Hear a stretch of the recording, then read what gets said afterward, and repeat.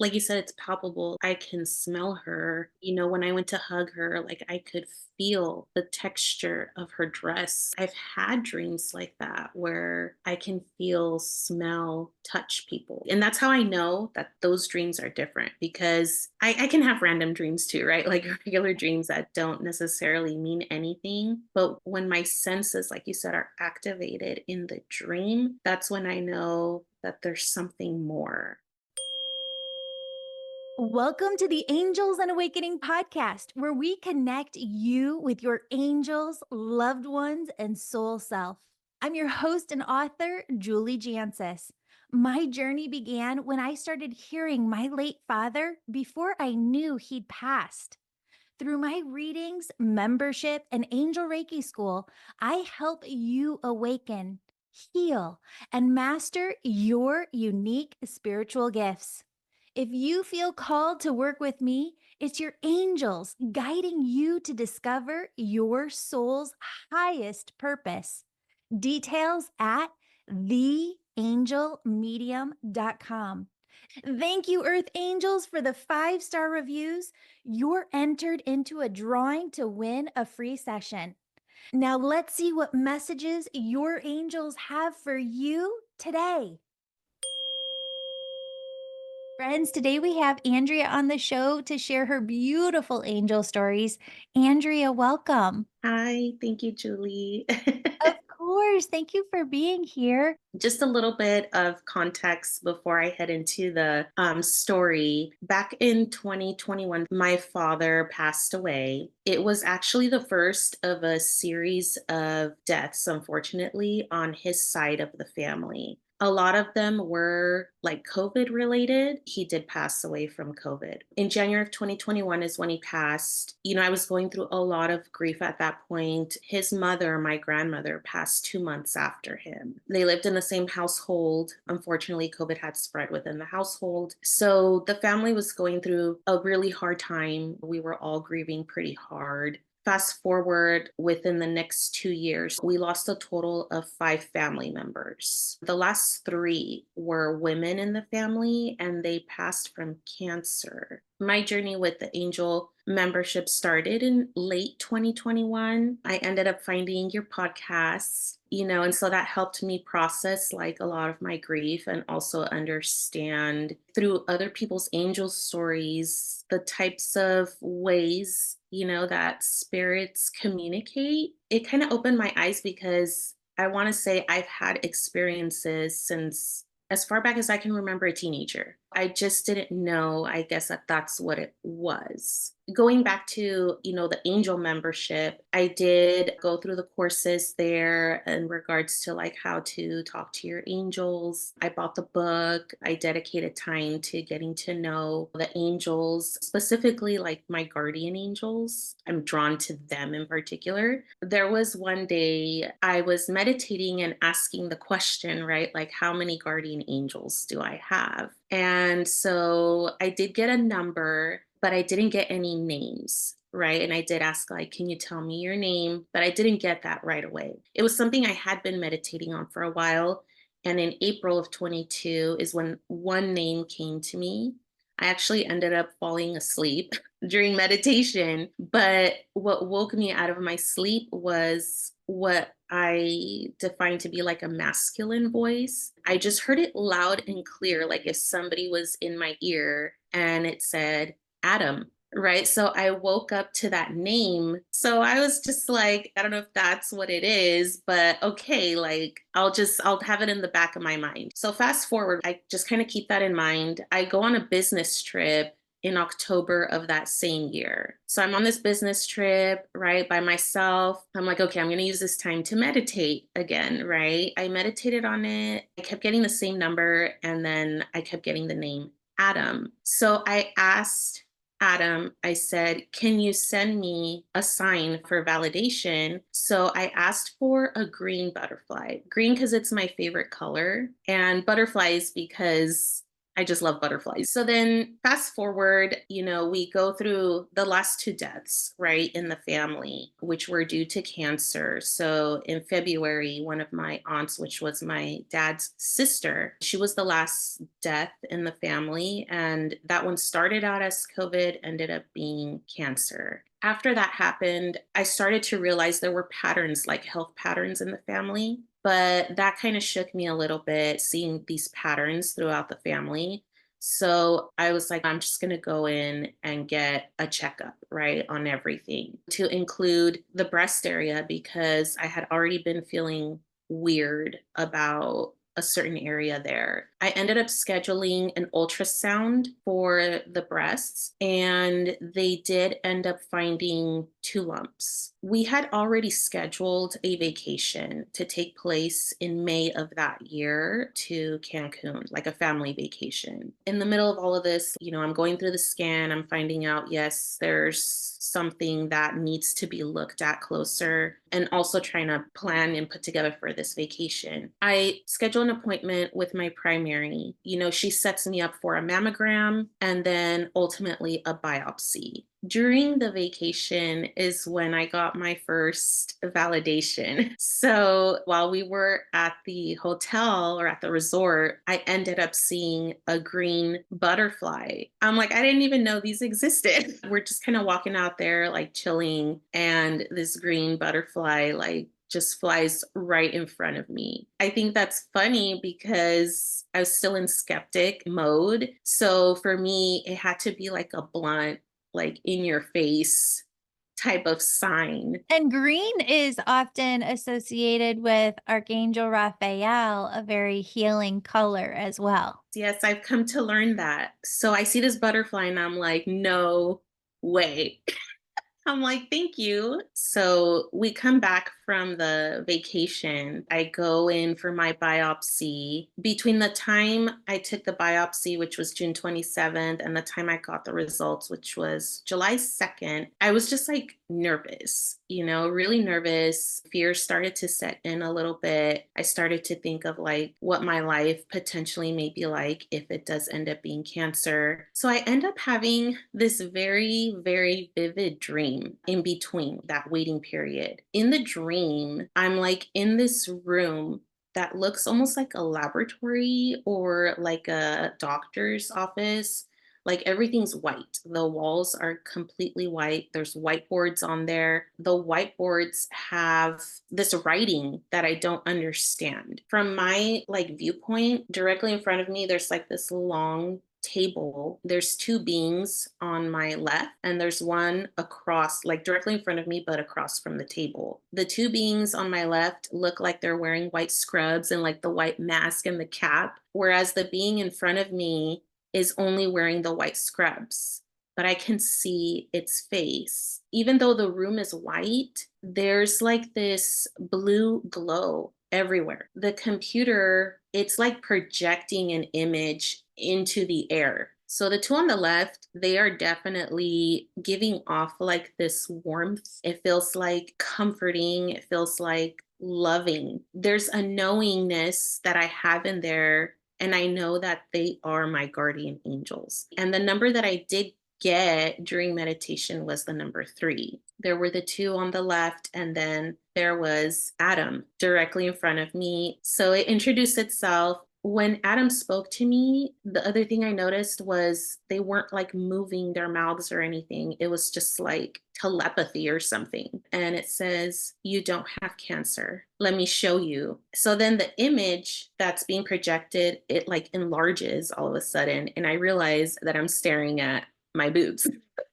So then they zoom in to like where the lumps are. They're explaining to me like, look, this is where it's at, but it's not cancer. You're going to be fine. I was very relaxed in the whole dream. And I was like, okay, like just accepting it for fact. So I was like, okay, thank you. That was pretty much it. That's what I remember of that dream. So it ends. I'm like, that was crazy. That was crazy. I wrote it down. And then July 2nd came around, right? Which is when I got my pathology report with the results. So I'm reading through it and it's negative, right? So like no cancer. So I was really overjoyed about that. But the thing that caught my eye where I was just like, this is just crazy. And it's like the validation is crazy, is that the pathologist's name was Adam. Wow. You saw the 3 angels. Adam was giving, like, the diagnosis and checking everything out, and then you go actually physically in person, and Adam is right in front of you Yes. sharing the results. Oh, I was like, wow, you can't ask for more after that, right? oh my goodness. That is so just so incredible. I've got complete body chills. Here's our free and paid upcoming events. Angel Reiki School is in person November 8th through 10th in Chicagoland, or begin online November 1st. My new course, Release Fear and Embrace Miracles, starts November 1st online. Become a member to get this course free, or it's $133 for non members. We have a free workshop October 23rd at 8 p.m. Central on how fear is really holding you back. And join our free prayer meeting right before that at 7 p.m. Central. Sign up for all of this and more at theangelmedium.com/events.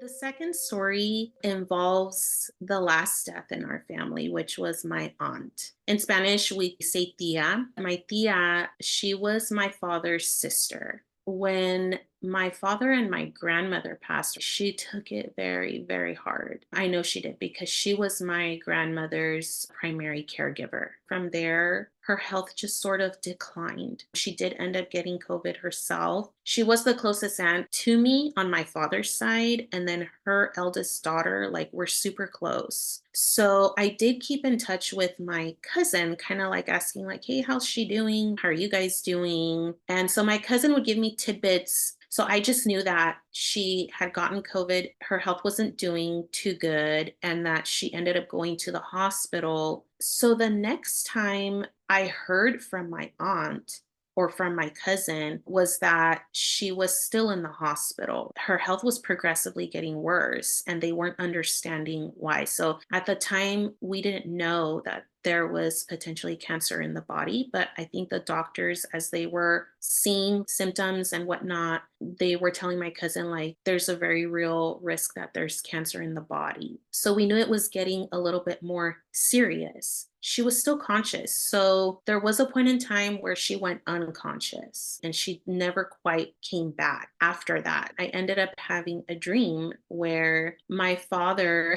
takes me to this house. It's a full blown party going on in the house. Again, this knowingness that it's New Year's Eve, which is really weird because this was already the end of January when I had this dream. He's like, go ahead and go find a seat, in the backyard, and I'll catch up to you. That's typical of him because he was a social butterfly. I do find like a table that's empty. I sit down, I can see everything very clear. I can see people that I don't recognize. There's lights, a DJ's lights, right? Like going, and there's music and there's a band playing. I'm just sitting there waiting for my dad. I see my aunt. And so she's coming like from around the corner. She looks young, like how she used to look like in her 30s. And she's wearing like this long pink glittery gown. So she comes out, she sits right across from me. I tell her, hi, Thea, like, I'm so glad to see you're doing well. And I ask her, so in the dream, I also have this knowingness that she was in the hospital. So I ask her about her health and I say, how are you feeling? She tells me she's good, but she also tells me, now is not the time. And I say,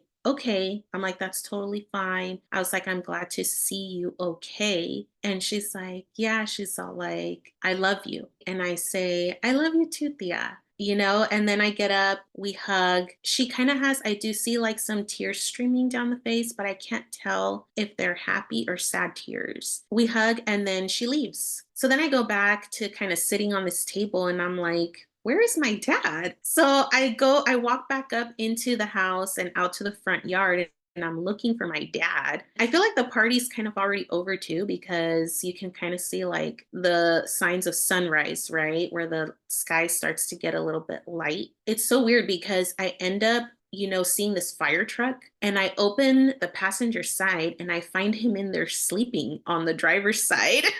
And he was known like to take naps, like he loved to take his naps. So it was so funny because like he's just there. I'm like, what are you doing? And he wakes up. He's like, oh, I was just taking a nap. I'm like, okay. I'm like, well, I saw my tia. She looks good. And he's like, okay. And he starts driving this fire truck and we start driving away. And then I wake up. At that time, I did get a little bit worried because I don't have those dreams for no reason. I kind of felt like she's coming to me. It almost felt like a goodbye, like a hey, I just want to let you know, like, I love you and I'm okay. Because at the time that you had the dream, she was still alive, correct? Yes, she was alive, but she was kind of like in a coma like state. She was Okay. unconscious. That's kind of why I was like, that's really weird. I've never had a dream like that. I've dreamed of family members before, but normally they're past, right? Like they're already on the other side. This is the first time I've dreamed of someone that was technically still alive, but she was unconscious. That's what prompted me, like, I have to reach out to my cousin. I need to know what's going on with her. I talked to my cousin the next day because I had this dream on a Friday. And then I talked to my cousin Saturday, and she did tell me that the situation was pretty serious. The doctors hadn't talked about the possibility of her passing. They were more talking about, like, what was the next step, right, in regards to her situation. That kind of calmed me down a little bit after I spoke to my cousin. And I didn't tell her at this point in time about the dream because I didn't want to scare her either. And I'm just like, okay, well, I don't know, right? Like, I don't know what the dream meant. And then Monday morning, early Monday morning, she passed. After the fact, I did eventually talk to my cousin about the dream because my cousin, she's pretty open to that sort of thing. So I was telling her about it. And for the most part, I feel like it gave us both some comfort. My aunt was just telling me, like, hey, I'm okay. Like, I'm going to be okay, regardless of what is coming. So that's kind of how we took it, like the message from that dream. So it gave us some comfort in that. It's so interesting that you had that dream because I've had something so similar with just seeing my dad at a party on the other side and then meeting him out back to talk, but he was there. I found that when I really meditated on that dream, that it was my house that everybody was at on the other side. And so I want you to tune into that and meditate on that question. Was it your dad's house that you were at on the other side? Was it your aunt's house on the other side? Was it your house on the other side? And just see what comes to you. It's interesting as we're recording this right now. We just lost a couple weeks ago Cheryl Harris, who's a member of my team of healers. And she texted me on a Wednesday morning and Spirit said, drop everything because I was supposed to head into like another appointment 10 minutes later. They're like, drop everything and call her. So I called her and she goes, Julie, they've given me 2 to 4 weeks with her cancer. At first, I was just in shock. And then Spirit started bringing through like this flood of messages to give to her while I was on the phone. And I did. I mean, you think you have 2 to 4 weeks with someone, to kind of have some conversations. The very next night, I couldn't sleep at all. And I just completely felt her energy transitioning in a very similar way where I feel like people that I've tuned into and done sessions for when their person is on hospice and you can feel their energy bridging both sides, almost like the shape of an hourglass. Part of their energy is on the other side, part of their energy is still here. But I could feel that transition happening. I could feel her with her daughter and her mother on the other side. As soon as she crossed and her energy was primarily on the other side, I started getting all of these downloads. She is lightning fast, where she just kept going from one spectrum to the next, to the next, to the next. And she was just showing me so much. I was trying to describe this to my angel membership yesterday. And what I said is when you get messages, it's like a little bit here, like a little bit here, like these little puzzle pieces, right? But what people mean when they say that they get downloads coming in is it's just this waterfall of information, almost as if your brain is a computer and spirit is trying to upload this very, very large file of information to your consciousness. I was so disappointed though, because after I got off that initial conversation on the phone with Cheryl while she was still here, I immediately called other people who are very close to her to let them know that they needed to talk to her right away. Somebody was like, okay, well, I'm just going to hang up. I got to call her right now. I need to know what the sign is that she's going to give me from the other side. And I was like, oh, what? Why didn't I think of that? That would have been amazing. Gosh darn it. So I've tuned into Cheryl and I said, what's the sign that you're going to give me? And she's given me many, but the one that I'll bring through in this episode is she just said, I'm going to bring through all of the signs. And I said, okay. So last night is the first night that I dreamt of her. And she's been gone now for over a week. You wake up, you go to the bathroom in the middle of the night and you remember your dreams. Yes. Oh my God, I remembered it so vividly, almost as if Cheryl was right there and she was talking to me and I was taking notes, right? Like on everything that she was saying. I was just taking dictation. And I was like, okay, I'm awake now, Cheryl. I'm in the bathroom. I'm scared of the dark. I don't like the dark. Don't scare me as I go back to my bed. You can come back into my dreams. And she was laughing at that from the other side. But I love the dreams that we get because you feel a very, very palpable feeling, almost as if you get when they're here with you, human. Mhm. Like here we are sitting together on Zoom. I see your face, you're nodding. I see your eyes, I see your hair, I feel your energy. There's something that happens in a dream where when they come to you, they're just so physical. They're just so real. They're right there across from you. You see them physically with not your eyes open, but your mind's eye, that imagination. And they're Mhm. so real. And it's funny because I always say that when my dad comes through, my grandma's on the other side, everybody, I don't hear them in their voice. But Cheryl had such a unique northerner Maine type of accent Yeah. that whenever I hear her in her beautiful voice. But I think that there's something sensory wise that comes together for us very fully, wholly, completely when you have a dream of somebody because you can hear them, you can see them. It's Mhm. so physical using all of your natural senses. I wonder if scientists have studied that. That would be a great thing to study. That in the dream, are your senses activated? Because to me, Right. they're so activated. Like you said, it's palpable. I can smell her. When I went to hug her, like I could feel the texture of her dress. I've had dreams like that where I can feel, smell, touch people. And that's how I know that those dreams are different because I can have random dreams too, right? Like regular dreams that don't necessarily mean anything. But when my senses, like you said, are activated in the dream, that's when I know that there's something more. Absolutely, 111%. Friends, I just want to thank you for sharing each episode with your friends. Because of you, we've hit nearly 10 million downloads a year. Wow. As a thank you and gift, please enjoy my free 31-day angel success formula at theangelmedium.com so you can start connecting with your angels today. And please share today's episode if you've enjoyed it and tag me at Angel Podcast.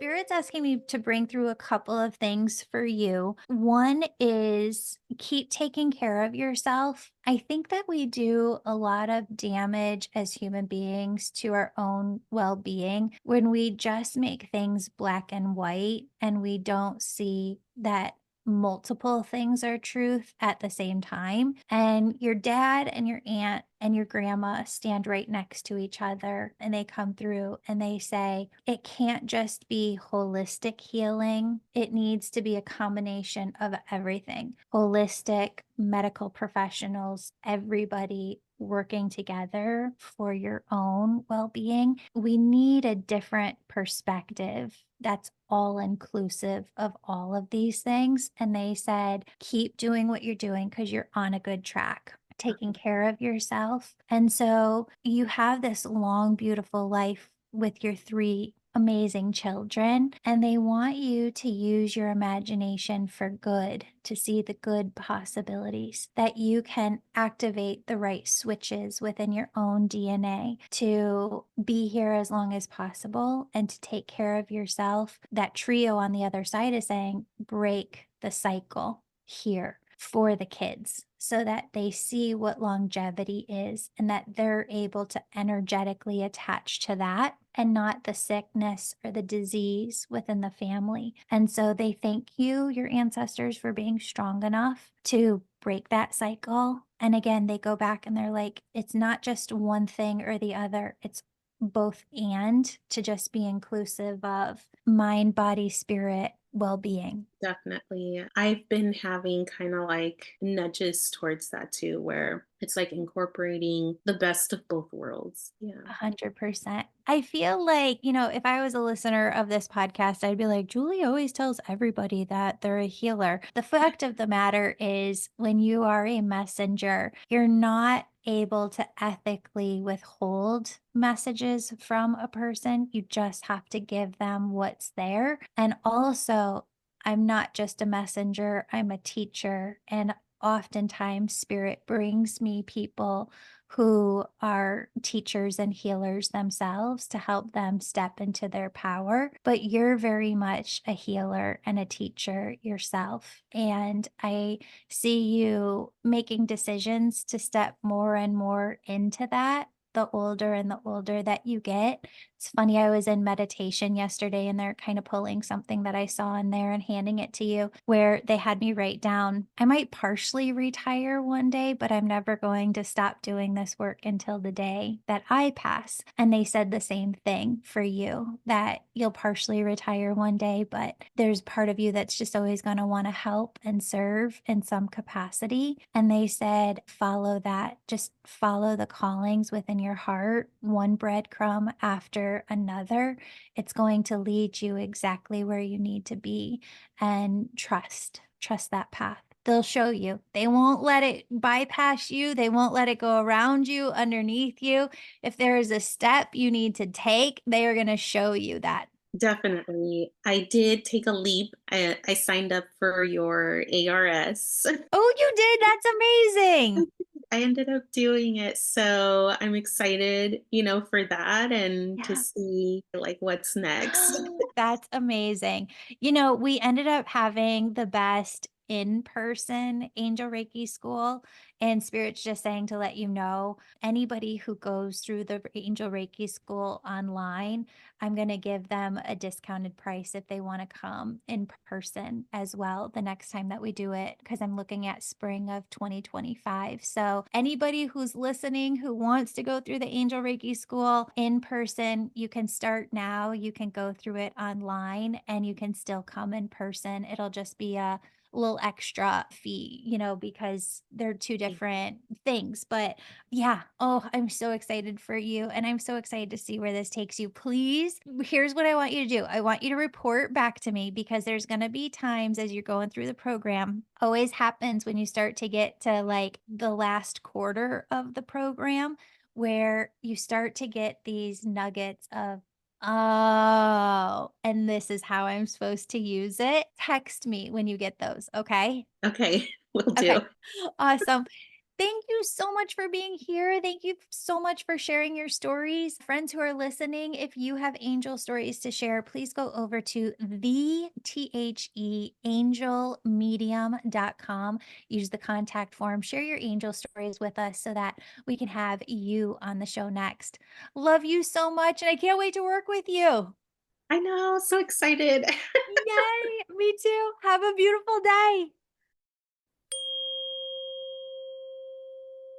If you feel called to become a certified angel messenger, energy healer, and medium, join my Angel Reiki school to learn all three at once.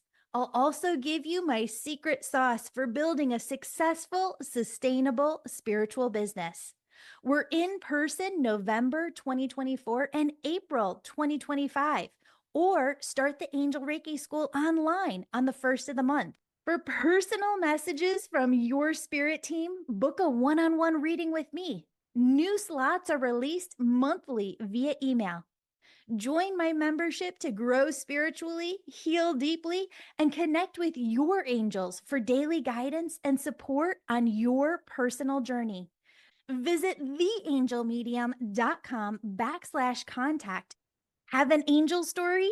Share it at theangelmedium.com/contact to inspire our community with hope and love.